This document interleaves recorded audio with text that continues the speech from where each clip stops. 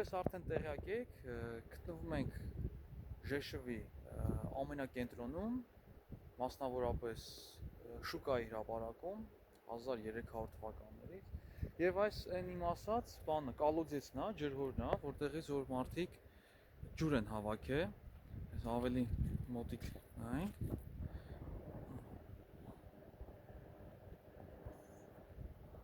Ունի ոչ ավել ոչ պակաս 30 մետր խորություն։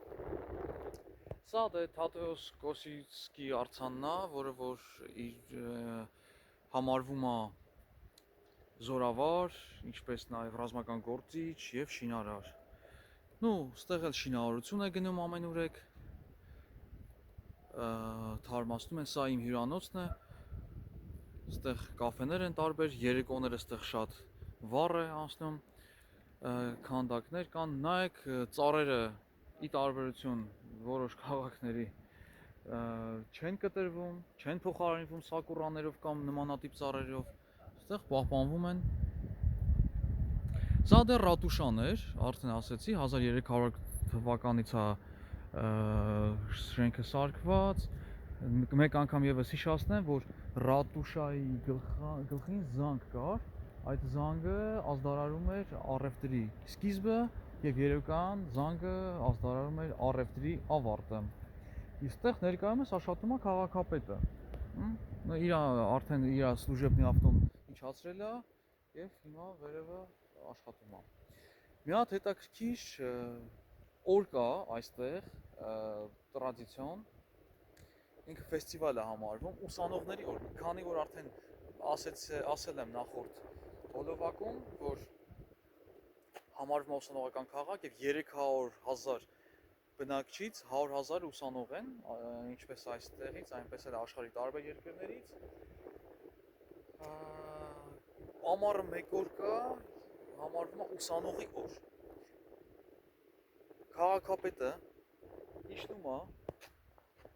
այստեղից,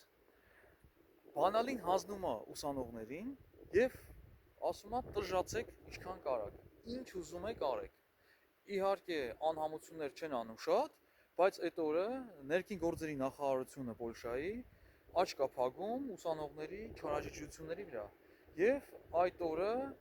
ներքին կարգով քաղմաս չեն տանում ոչ մի ուսանողի։ Ուսանողները պարում են, տոնում են, տարբեր տեղեր, տարբեր փարթիներ են կազմակերպում, տարբեր միջոցառումներ են կազմակերպում, մի խոսքով։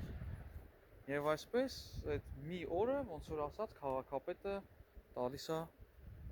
ուսանողներին Դավերյանը բանալին։ Նաև այստեղ դաշնամուրն է, ասենք։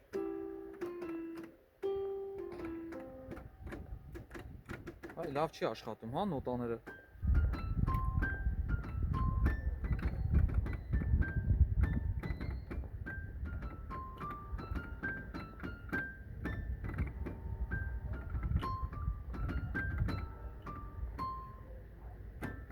Հնչեց հայկական հիմնը Ժեշովի կենտրոնական հրապարակում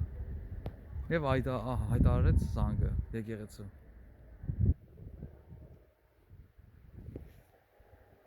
Վերջ, ուրիշ լավ ինֆորմացիայի դեպքում նույնպես մենք կկիսվենք ձեր հետ, հիմա էլ արդեն այս ռատուշայի զանգն է։